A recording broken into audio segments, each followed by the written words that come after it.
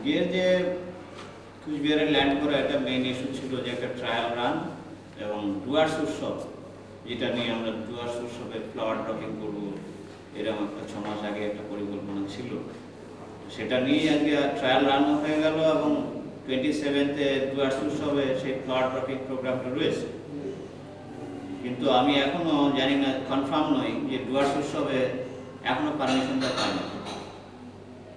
তো এই যে কোচবিহার এয়ারপোর্টে যে আপনার এয়ারক্রাফট নামলো, এটা কি আগামী দিনে কি আপনি কন্টিনিউ করবেন?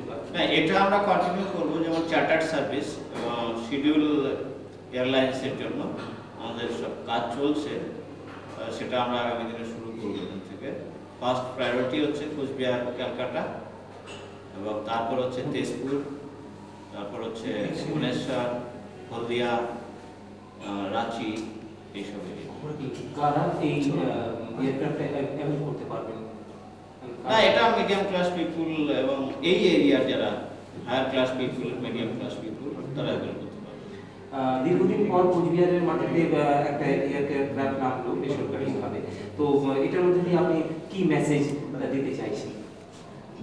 আমি এটাই মেসেজ দিতে চাইছি যে কুচবিহার যে ব্যাকওয়ার্ড পজিশন ছিল সেটা ফার্দার ডেভেলপমেন্টের একটা স্কোপ রয়েছে এবং হতে চলেছে, এবং পাবলিককেও আমি সেই মেসেজটাই দিচ্ছি যে যারা ভালো উৎসাহী বিজনেসম্যান এবং যারা চাকরি করছেন ভালো জায়গায়, এবং সবাই আগামী দিনে কুচবিহার নিয়ে ভাবুন, এবং কুচবিহারের স্কোপ রয়েছে, ডেভেলপমেন্ট হতে পারে, নট অনলি কুচবিহার এবং north belt, even north belt. আমরা দেখেছি যে কোচবিহারের পাশাপাশি জলপাইগুড়িতেও একটা এয়ারপোর্ট মানে এয়ারফিল্ড রয়েছে, বা বালুরঘাটেও রয়েছে, তো এইগুলোকে কি ভাবনা চিন্তা করতে? এগুলো নিয়ে আমাদের যারা কনসালটেন্টস এবং যারা আমাদের service contract, Taneja aerospace and aviation private limited, ওরা অনেকগুলো অ্যারোস্পেস আইডেন্টিফাই করেছে, ওদের ইঞ্জিনিয়াররা এসেছিল এবং আগামী দিন আরেকবার ভিজিট করবেন।